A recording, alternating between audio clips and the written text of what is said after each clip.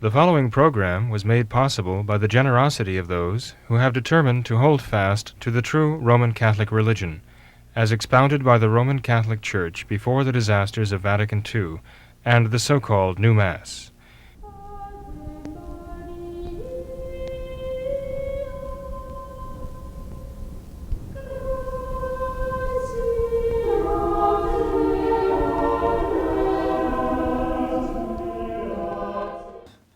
Welcome to another episode of What Catholics Believe. I'm Father William Jenkins, priest in charge at Immaculate Conception Church in Norwood, Ohio.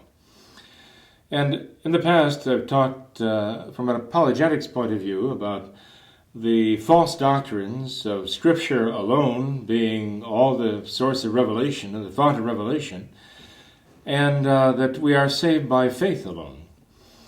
Now, I'd like to talk about another issue that's very practical, a very practical matter, and that has to do with modesty, especially how to try to inculcate a sense of modesty into the hearts and souls of our young people, our young ladies in particular.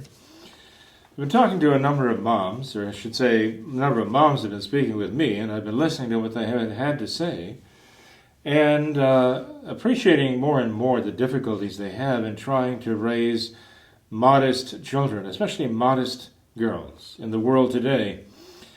And I have a number of questions that they proposed on this matter of modesty and how to teach their young daughters and not so young daughters not only to be modest, but to think modestly. So I thought I would share with you some of the comments they made. I would like to start out, though, by laying down some principles. And the first principle I want to lay down is that parents have a responsibility from Almighty God. And that responsibility for the souls of their children is their paramount responsibility. That is their vocation. The primary essential purpose for getting married and being married is to bring life into the world. That is Catholic dogma. The primary essential purpose of marriage and matrimony is to give life and to raise that life, to educate that life, to bring that new human life up to maturity on its own so it can fulfill its own vocation in the world. Now, that responsibility also, of course, comes with a corresponding authority. And parents have to use that authority to fulfill their responsibility. When it comes to a matter of modesty, then parents have to realize they're going to be answering to God someday for what they do and what they don't do, what they say, what they don't say, for the example they give, the example they don't give. They are going to be answering to God for what they have taught their children, either by commission, by what they've done, and omission by what they have failed to do. It's a very grave responsibility. Teaching the children modesty is a grave responsibility for every parent. And the parents have to teach that by word and example. Now, when I speak of modesty, remember, modesty as a virtue covers a lot of things. When we speak of modesty ordinarily in common parlance, we think of the way we dress, whether we dress in a provocative fashion or whether we dress in a way that conceals what should be concealed. And modesty is much greater than that. As a virtue, it has to do with not making a spectacle of oneself, not making oneself the center of attention. It has to do with a certain retired approach to life, so that we are not forward and placing ourselves on a pedestal for all to admire, to attract everybody's attention, to attract everybody's admiration. Therefore, from that point of view, even somebody very famous and wealthy could be modest in the sense that he might even be embarrassed by all of the attention he receives, all the praise he receives, because he knows that all of the praise and the attention should be directed to God. And somebody who has a real sense of modesty, if he does happen to find himself in the limelight, he tries to direct that attention beyond himself to Almighty God as an act of adoration and thanksgiving to God. But certainly the idea of modesty in dress as being a very large part of the overall question of modesty really does apply, as you can imagine, because young people, especially girls, can use this attractiveness that they have, a natural attractiveness, in order to draw attention to themselves and in order to draw what they consider to be affection to themselves. They can use it almost as a kind of weapon. And in pride, they can use it to show off. They can use it even in terms of rivalry to try to vie for attention with other girls. So this natural attractiveness that God has placed in them can be very ill-used. And the virtue of modesty is meant to be a safeguard against that. It is not only meant to be a safeguard for their own souls, but it is supposed to be a safeguard for those who would be naturally attracted to them. That attraction has been placed there by God. It's a good thing. It's a very natural thing. It is meant to draw a man to a woman. It is meant to draw him to her and to see in her someone he really wants in his life. He sees in her someone, not something, but someone who is beautiful. And he sees that she adds such a quality and such a dimension to his life that he doesn't really want to live without it. I mean, you have to remember that one of the most precious things to a young man is his liberty. And from the moment he's born, he is trying to gain more and more liberty. From the time we're a little baby in the bassinet, when we can do nothing for ourselves and have no liberty, but no responsibility either, we try to grow and grow to the moment we can we can turn over, and with the moment that we can start crawling, and then we're mobile. The moment we can stand, the moment we can take our first step, ride a tricycle, get the keys to a car. We're going through all of these years and gaining more and more in liberty and hopefully responsibility as well. And then there has to be such a powerful attraction for a young man to a young woman that he's willing not only not to throw that liberty away, which is so precious to him, for which he would fight to the death, but he invests that liberty in uniting with her in the great vocation of giving and raising human life. If that is his vocation, to be a married man and a husband, he has to find in a woman, therefore, not just something desirable, but a person who is needed, he sees as needed in his life. He doesn't want to live without her. He may have to, but he would rather take all of that liberty and his energies and the lifetime he has ahead of him and share it with her and create something greater than he could be on his own. And that is a husband and a father, the head of a family, and for that he needs her.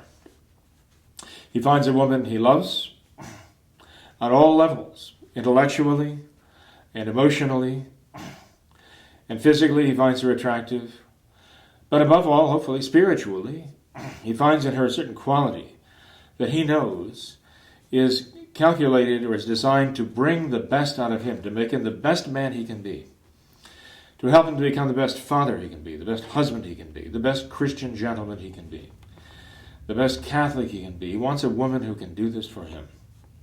Now, we have to understand that this has to do not with a woman merely being female. You don't have to teach a woman to be female. Although nowadays, maybe there is a question about that because of the perversion and the perverted state of the modern mind. But naturally speaking, I'm not talking about our technology and how we can use it to make monsters.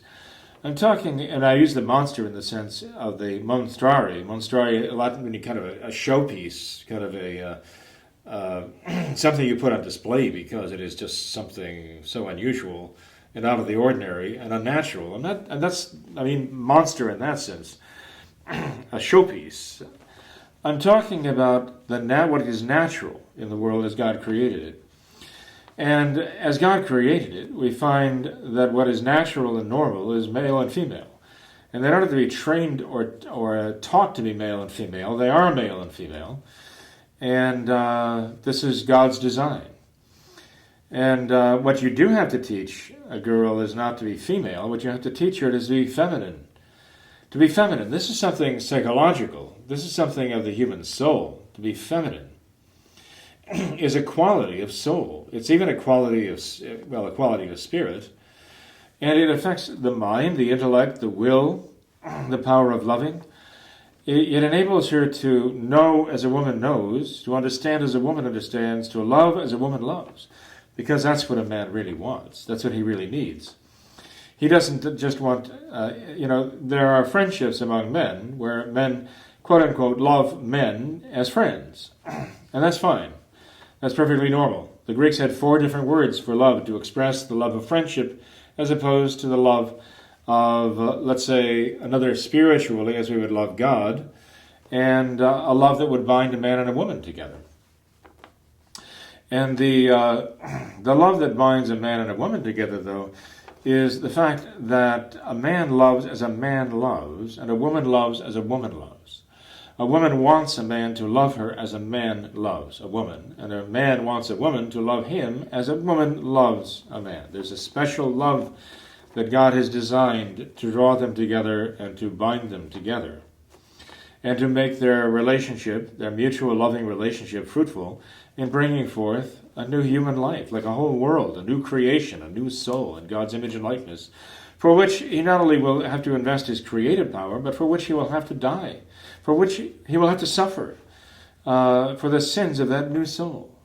We have the power to demand from God the creation of that new soul. God has given us that power. It is a tremendous power we have. And we have to treat it with great respect and great reverence, and not make a mockery of it.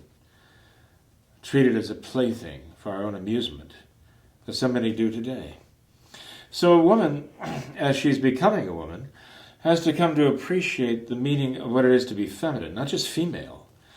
Because if she presents herself to the world, if she presents herself to men as just female, then this is exactly what is going to awaken mere lust and passion, and that drives a man to want to consume and devour her and then throw away the bones. Because he doesn't think of her as a person. She's just a female, practically just a thing. And when women promote this image of themselves to men by the way they act, the way they speak, what they wear, there are going to be very dire and destructive consequences, because she's going to find men who are more than willing just to see her that way, as nothing but a female. And they will not respect her any more than she respects herself. But why should she expect them to respect her any more than she respects herself? But if she presents herself in a different way, if she presents herself as feminine, now she presents herself as a person. Not just a thing, not just like a pork chop in the refrigerator that a man goes to when he feels hungry, and then discards what's left over. No. A woman who presents herself as in a feminine way emphasizes the fact that she's another person, different from him, like to him in many ways, but different from him in very substantial ways, but in ways that he feels he has a need for this in his life. A man who sees a woman who is really feminine respects her. He admires her. He almost has a kind of worshipful respect for her, because he sees her as a person who in many ways is superior to him in many ways. Superior in her insights, and superior in her loving. In other words, he sees that she offers powers and strengths that he himself does not have, and that he values very highly, and he wants in his life. He wants her perspective, and he wants her love. A man who sees a woman as nothing but a female, because that's how she presents herself, thinks in terms of taking and gratifying himself. But a man who sees a woman who presents herself as feminine does not see her as something to be taken and used. He sees himself as at her service, like the knights used to do with the ladies who were quintessential in being feminine. They were the real feminists, not these mockeries of feminism, these anti-feminists we have today. They were the real feminists who knew the power of the feminine as God made feminine to be. And they had great power. I mean, for them, their knights in shining armor would dash off to slay fire-breathing dragons just to prove themselves. They wanted the love of this woman. They wanted to prove themselves to this woman as worthy of her love. We don't find that often today anymore. And part of the reason is because we don't find many men today who are really men, and part of the reason is because we don't find many women who demand that they be men. Men in a world who we're always looking up to, wanting to prove their valor, their strength as men, their courage, their wisdom, their prudence, and all the rest that comes with manhood. They want to establish this to win the love of a worthy woman whom they admire. Well, women have given away that tremendous power they have. They've forfeited that, and it's a terrible loss for the whole world. And now you have females raising nothing but females, like a pack of wolves. What a tragedy. And so mothers and fathers need to teach their girls what it is to be feminine, not just female, but to be feminine in their outlook. And to realize that there's great power in that. There's divine power in that from Almighty God, who has designed them this way and given them the strengths that men by nature do not necessarily possess. An ability to understand and to, well, even a woman's intuition. That is a real strength that a real man admires, loves, and wants to be part of his life. Not in the sense of devouring her, but for the sake of actually giving of his manhood and his strength and his courage and all of that, devoting it to her and his family, through her to all of his children, to his whole family. We need to recover that. There should be studies on that. I'm sure there have been. I don't know how many in the world today would even understand them anymore, but there are definitely some who would and who crave that because they know that something is wrong, seriously wrong, and they perhaps don't know where to start. Unfortunately, in the past, a mother and a father would be able to look to the church. They'd look to their priests. They'd look to their bishops to teach them. God forbid that they should learn from some of their priests and their bishops now with the Novus Ordo. They've lost all sense of this. And so we have to look back to the examples of the saints of the past now. For examples of what it really is to be not just male, but to be masculine. Not just to be female, but to be feminine. And show how there was no one more masculine than the men saints. We Catholics honor at their altars because God has honored them. There's never been anyone more feminine than our lady saints who grace the altars, and we honor them because God has honored them, and they have honored God. And so we need their examples today, as perhaps never before. But let me get to some of these questions here. Here's a question. Along with the standards we need to make our focus on the underlying causes of immodesty. Whether it be vanity, a lack of confidence to be different from the crowd, convenience or laziness in buying only what is on the shelf, comfort or any other self-serving purposes or reasons why a girl would resort to a modest dress. And perhaps just basically not having the fortitude to require better options for herself, or if she's a mom, for her daughters. Well, this is a serious issue, of course. You know, when you talk to young ladies about what they're wearing, they can come up with all kinds of reasons why this is perfectly fine. They say, first of all, well, what I'm wearing is a lot more modest than Penelope. And they say, okay, Penelope's dress is far worse than mine, and I'm far more modest than she is. So that's one of the excuses girls will give. But you parents, remember, you're smarter than your children. You better be. You've had a lot more experience, you have more years, and you have more graces to show for your life. You have to answer for these things, so you have to be smarter than your children. Your children should be able to look to you for answers they don't have. One of the first things you have to do is straighten out the questions. Most of the things that they answer you will be off the track. And so if you start bickering with them, it's going to be bickering about what the point that they're making without, let's say, rephrasing what they're saying and making it right, the right question. You're going to get lost. You're going to be as lost as they are. So when your daughter tells you, well, I'm a lot more modest than a lot of the other girls are, well, you have to not question and argue with them whether they are more modest than the other girls. That's not the question here. The question is, rather, does that make them modest? Just because they're not as immodest as the other girls. And you could even ask them, well, if you told me, Mom, I'm modest because I don't lie nearly as much as the girl next door. Or, Mom, I'm modest because I don't steal nearly as much as the other girls do. Or, Mom, I'm hardworking because I'm not nearly as lazy as the rest of them. Or, Mom, I don't curse and swear as much as the rest of them, so I really have a pretty good vocabulary. Well, what kind of standard is that to use? Would you want your daughters using that status? Is that the standard you want them to use? They're just not as immodest as the next person, so they must be relatively modest? I mean, they would understand that if you told them that, honey. I mean, if you lied 5 times and then a girl next to you lied 10 times or 20 times, you would never say to me, well, I only lie 5 times when the next girl lies 20 times, so I must be honest, right? And the answer is no. And so why would it make you modest just to be not quite as immodest as the person next to you? You're still both immodest. It's just a matter of degree. It's still immodesty. It's not acceptable.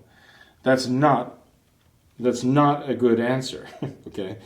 It's not even a good question. Aren't I more modest than the girl next door?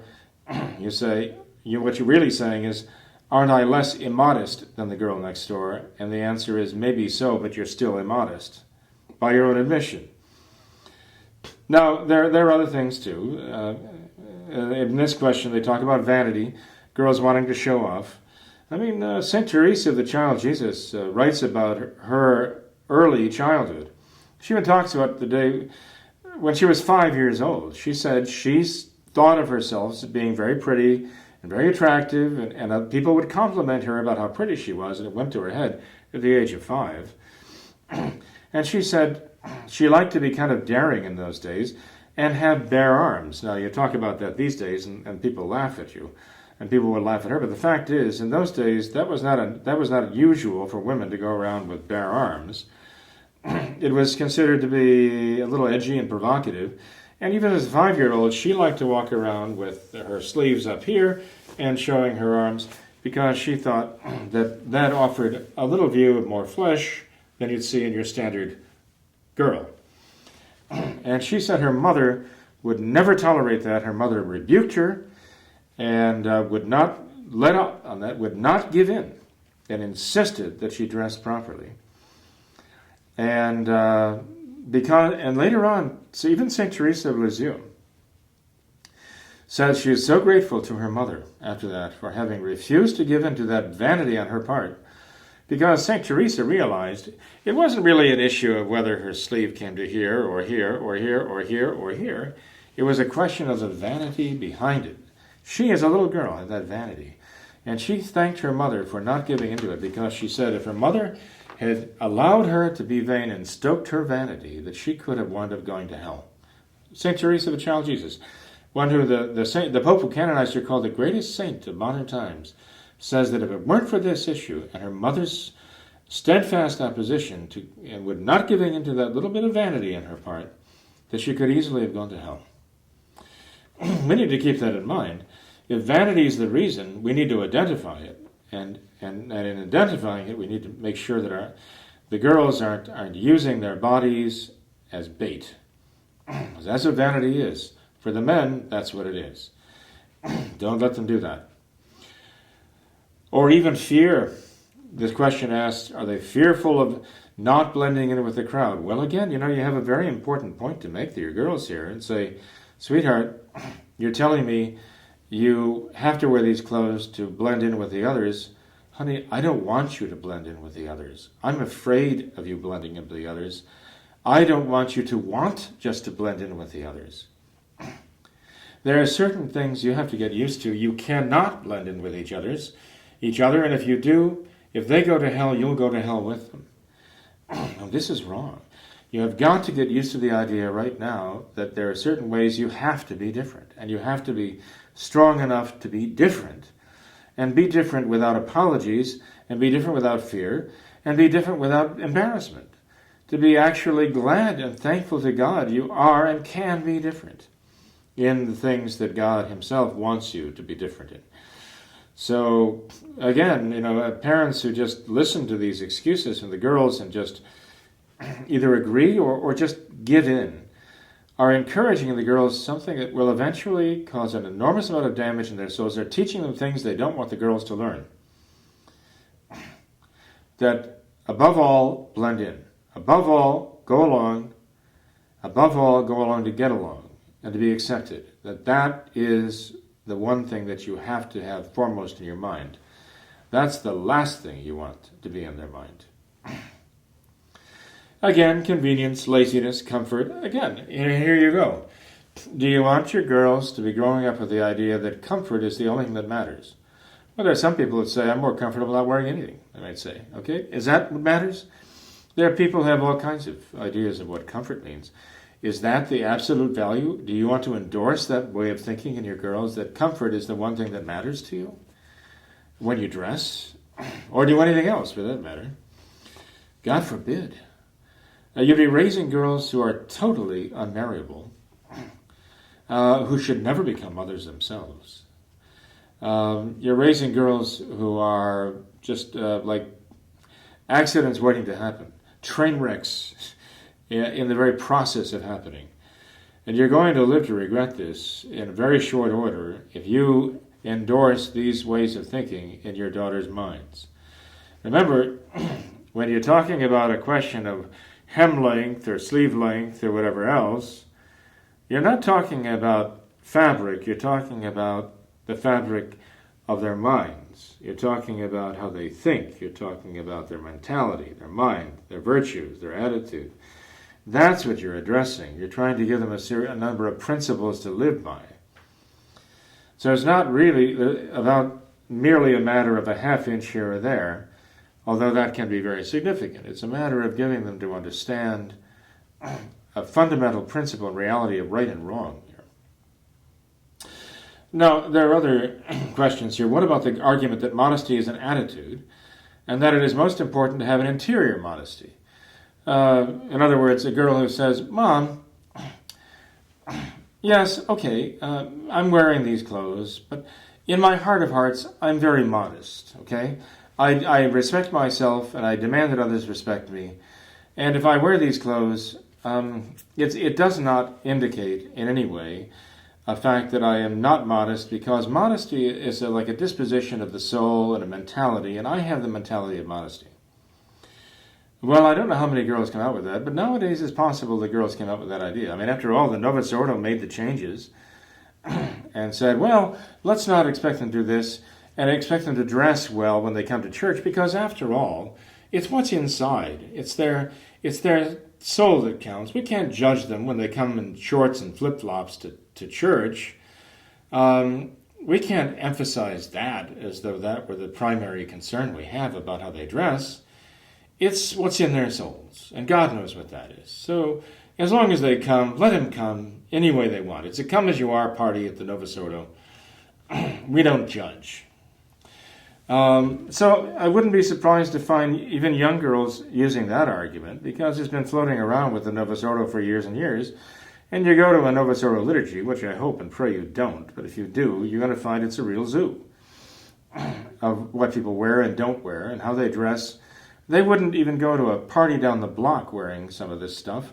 They wouldn't be caught dead even going to a public event like a dinner or a ball game, wearing dressed in some of the ways they do going to their Novus Ordo liturgy. This is just the mentality today that the Novus Ordo has fostered even among would-be Catholic people. But how do you answer that? You say, look, your outward dress is an expression of what you have inside. And if you are content to wear this, you are not inwardly modest. There is a breakdown between how you express what's in your heart outwardly and what should be in your heart inwardly. I'm telling you, if you will dress like that, you are not modest inside. You do not have an attitude of modesty. Quite the contrary. Just tell them that it's an entirely false argument to say my outward display of dress has nothing to do with how I feel inside. Tell them I'm sorry, but then you're schizophrenic. And I don't have a schizophrenic daughter. I'm not going to have a schizophrenic daughter. And if you are going to dress that way, I'm going to recognize that as an indication of how you think and how you feel. And your dress outwardly is not modest, and inwardly you are not modest in the way you think and the way you feel. Because if you did, and you looked in that mirror right now and saw yourself, you'd be horrified. You'd be embarrassed, mortified. You'd run to your room, lock the door, and change your clothes. And you'd throw those clothes away. This is part of the problem, you see. The parents allow the girls to keep the immodest clothing in their closets, so of course it's going to keep coming out. Of course. Anyway. And that goes to the third question, should I allow girls living in my home to purchase their own clothes? I say yes and no. At first, no. At first, you have to buy their clothes for them because you have to teach them how to dress. When they've learned how to dress, and you can trust them to buy the right clothes, modest clothing, then yes, let them go and buy their own clothing. But not before. Let them prove gradually that they can make the right choices of what to buy and what to wear.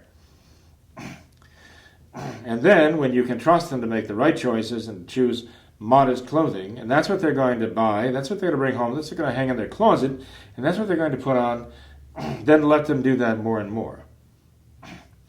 But if you try, when they get to be a certain age, and let them buy, but I would suggest this, don't just send them out to buy something and see what they bring home. When you take them shopping for clothing, you teach them why you're buying this and why you're not buying that. It's your money, not theirs, when they're 6, 7 years old. And you tell them why you're making those choices. And then when they get to be 16 or 17 years old, somewhere between the time they were 6 and 7, the time they're 16 and 17, you needed to start, when they were shopping together, asking them what they think and asking them to pick something out. And if it's not right, tell them that it's not right and know they're not buying that. But see what kind of decisions they would make, little by little. And the more they make the right decisions, the more confidence you have that you can let them make the right decisions, until finally, hopefully, by the time they get to be a ripe old age of 13 or 14, they know what to buy and what not to buy, the difference between what's modest and what's not modest. And you might even be able to trust them to go off and shop on their own. One thing's for sure, though. If they bring home something immodest, don't let them keep it. Take that back, get it out of the house. Don't let them hang it up in their closet. Don't let them wear them in the house. Don't let them wear them outside of the house. If they have brought home immodest clothes, hold that line while you can. No matter what the girls say, you have to hold the line because you have to show them that you're serious about this. Now, number 4 is another question. The excuse that the focus is always on the girls and not on the boys. Okay, well, sometimes you hear this from the young ladies too. Well, you never talk to my brother that way. You never talk to, his friends that way. You never talk about guys that way and what they're wearing. You only talk about the girls. It's always the girls. It's always me and my sisters. We're always the ones who are being criticized for what we wear, what we want to wear. We're always being dictated to as what we can wear and what we can't wear. Why is it always the girls? Well, for one thing, the guys' so-called fashions these days can be as bad as the girls right now, with these very tight things they're wearing, walking around shirtless, walking around with shorts all the time, walking around with very tight pants on, yeah, the guys too have been feminized. So much of the advertising now is about how guys look, and their hair, they have to have their hair looking really sharp. I think the Fonzie and Happy Days brought that on, that they had to have this image of themselves, and it's so effeminate. I mean, when did guys walk around like that? Like peacocks? Come on. That's a sickness in the men's mind. I never knew men back then to be, looking in the mirror, primping themselves, so that they looked like some sort of a Cupid doll. But now you've got to be Barbie and Ken, it seems. That's a sickness in the male mind, and it's a breakdown toward what we have today, and the feminization of the man, making the man effeminate. Now the man can come across as the caveman. That's the other extreme. He doesn't care what he looks like or how he smells or anything like that. That's not good either. And so a dad has to teach his sons to have self-respect also. There is no doubt about it that the men need to be taught modesty, but modesty with the men generally takes a different tack, because that has to do with boys making themselves presentable, and not just not caring about how they look at all, or how they act or anything like that. Modesty has to do with keeping the boys from making spectacles of themselves, or making showboats out of themselves. That applies in men's dress too, but with women, there is definitely a tendency to show themselves off, in order to attract a man, because the attraction of a man for a woman is not the same as the attraction of a woman for a man. When a woman is attracted to a man, she's attracted to him on the physical level, yes, somewhat, but much more on a psychological level. She's attracted to him much more as a man than she is as a male. Unfortunately, a man can be attracted to a woman much more as a male is attracted to a female than as a man is attracted to a woman. That attraction a man finds for a female is very powerful. And it's a very different attraction than a woman for a male, towards a male. And women have to accept that, because it is a very serious responsibility that they have. It's just the way it is. They have to accept that. And I would say to a girl who says that, why is it always the girl? Why not the guy? Why don't you focus on the guy and what he's dressing? I would say, look, you're bringing up this argument here, and it reminds me of what I hear from time to time, where a girl will say, why should I have to dress according to what he needs, okay? Why should I have to take consideration him and his weaknesses? Why should I have to dress in consideration of a man's problems or weaknesses? I should be free just to dress any way I want. Their problems are their problems. It shouldn't have anything to do with me. It shouldn't have any effect on me. It shouldn't exercise any constraint or restraint over me in what I do, what I say, how I act, and how I dress. Now, as a mother, you hear those words coming from your own daughter's mouth, and you begin to think, oh my goodness, I've created a monster. Now, why would you say that? Because as a mom, but a dad too, a dad would think that perhaps even more. Why? Because he knows how men are. He understands the male psychology. And he knows, and mom knows, that if their son brought a girl home who was dressing maybe like their own daughter's dressing, if their son brought a girlfriend home who was dressed that way, and mom and dad said to her, Penelope or Bertha, we like you, we're happy to meet you, and our son Robbie likes you, and we can see that. So there must be a lot of good in you, because you raised our son right, and he appreciates good things, and he must see in you goodness. But the way you're dressing really is provocative and even dangerous. And so we really, really want you, that if you and Robbie are going to be friends, that you be more respectful of him and yourself, and be more careful in the way you dress, and dress more modestly. Now suppose your son's girlfriend came back with this. Are you kidding me? Am I supposed to change the way I dress because your son is a guy and he has a problem and he is given to dirty thoughts or lustful thoughts, and when he looks at the way I'm dressed, why should I have to go out of my way to accommodate him and his male psychology and all of its weaknesses and so on? No, I'm not going to change. Why should I change for your son? Why should I change anything about myself and the way I live and the way I dress for your son? Let him get used to me and accept me as I am. Now imagine a father or mother hearing a would-be boyfriend or girlfriend especially saying that to them, saying, I'm not going to change because of your son and his needs. He's just going to have to deal with me as I am. So you think, okay, this is a girl whom he wants to see, possibly date, possibly engage, and possibly marry. And right from the get-go, she's saying here, I'm not going to change anything about my behavior to accommodate him. I'm basically not going to do anything for him.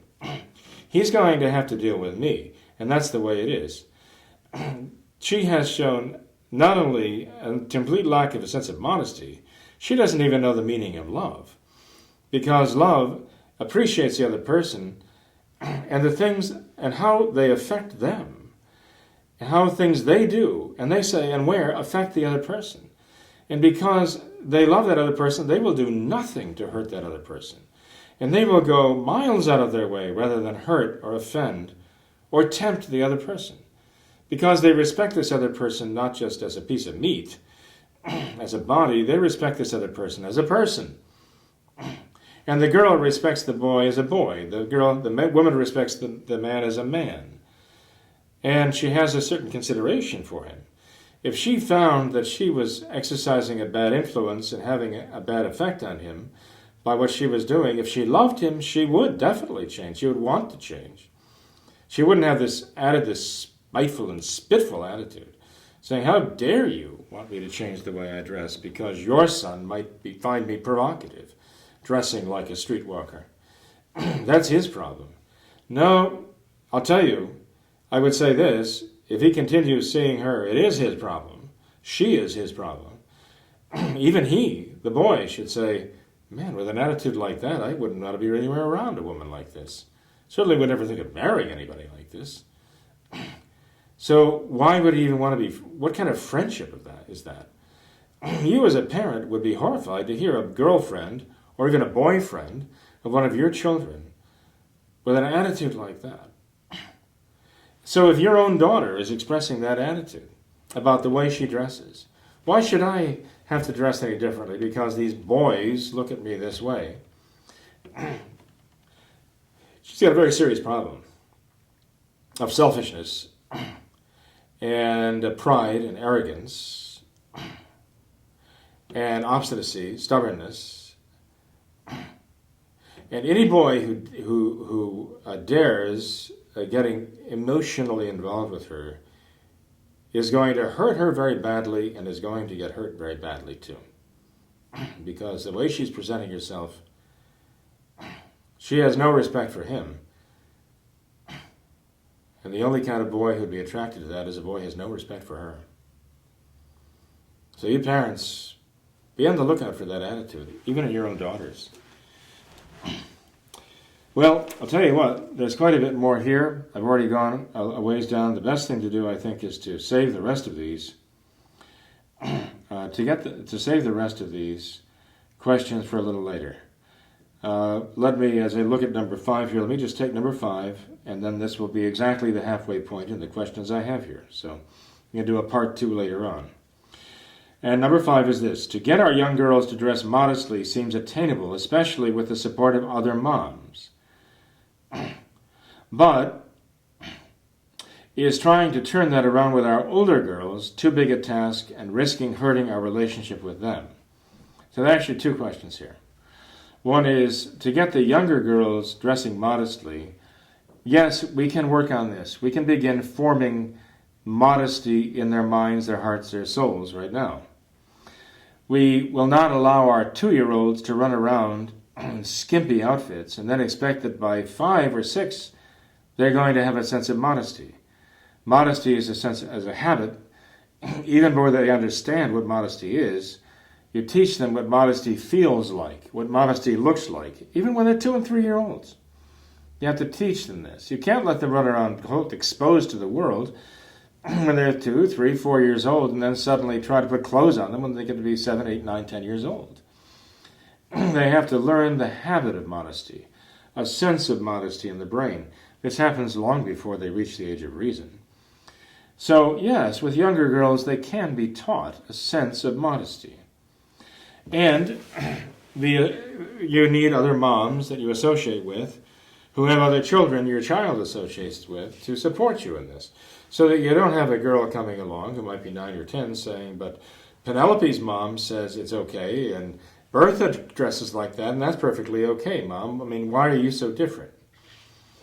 Why can't I dress like the other girls do? They're good mothers. Are you saying they're bad mothers? And they have all these questions that put you on the spot. You need mothers who will support you, who will stand up with your standards, and they can't go pointing to somebody else and saying, but look at them, and they do things differently, and try to divide and conquer. Even if they did that, even if they were to raise that question, but Bertha's mom lets her do that, you say, well, I'm not Bertha's mom, I'm your mother. And Penelope's mom isn't your mother, she's Penelope's mother. I'm your mother, I have the responsibility, and as long as I'm your mother, this is the way it's going to be. And you just have to accept it. As long as you're my daughter, this is how it is.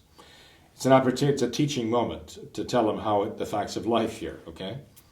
But then you need to be on the phone with Penelope's mother and saying, look, we need to get together and talk about this because there's a conflict that's being raised here, and we need to try to talk this through if we possibly can. We need to support each other, to work together on this. The moms really need not to be working at variance with each other and against each other. They need to be working together to form a sense of modesty in their daughters. The younger girls, that can be done more easily. With the older girls who might have already gotten very much more and more out of the family, more and more with their peer group, more and more drawn in, even though you've raised them with a sense of modesty, they're getting more and more drawn in now. And they see their friends, and they like their friends, and their friends dress a certain way, their friends talk a certain way, their friends act a certain way.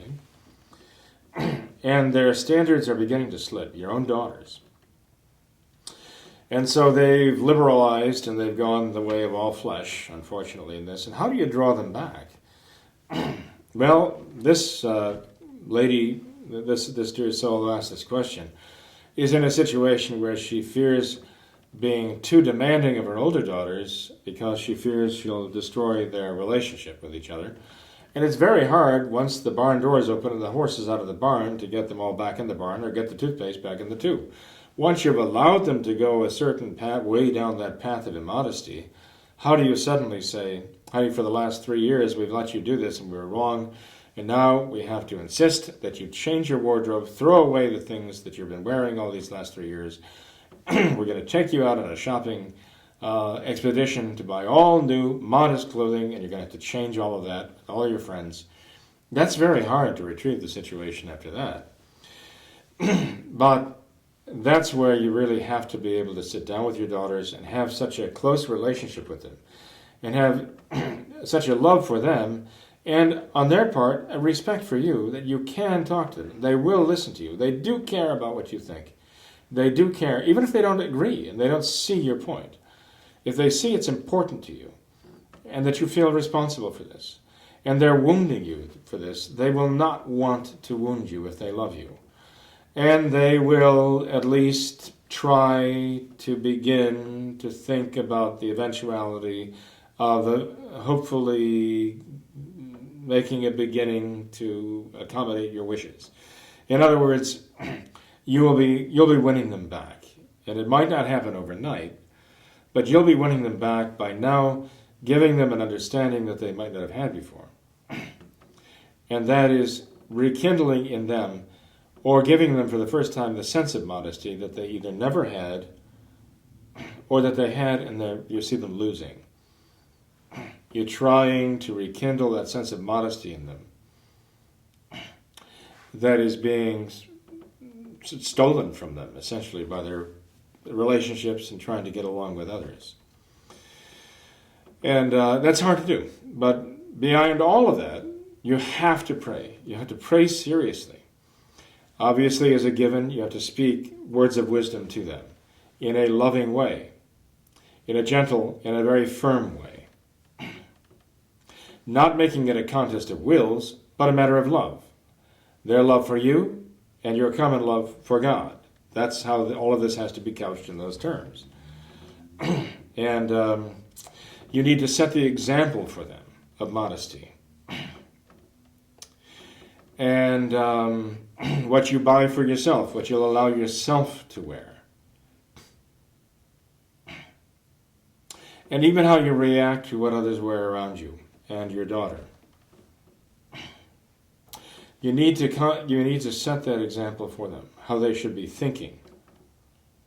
And, of course, you need, as I say, to pray very hard, sacrifice, receive the sacraments for your children, that they will have the internal graces from God necessary to enable them to take the external graces of your words and your good example and to take them in the right way, to understand them in the right way, and to put them into practice in their own lives. These are absolutely indispensable. Well, in any case, hopefully in the very near future we'll get back to the remainder of these questions, and I invite you to pose questions of your own as well. We've received quite a few questions. Actually, it's kind of interesting. When we send word out asking you to send us questions, we might get an isolated question from individuals, but then from certain individuals we'll get pages of questions. Pages. And we can't possibly answer them all in just a handful of video presentations, but we are working on it, and we do have the intention to respond to all of the questions you send,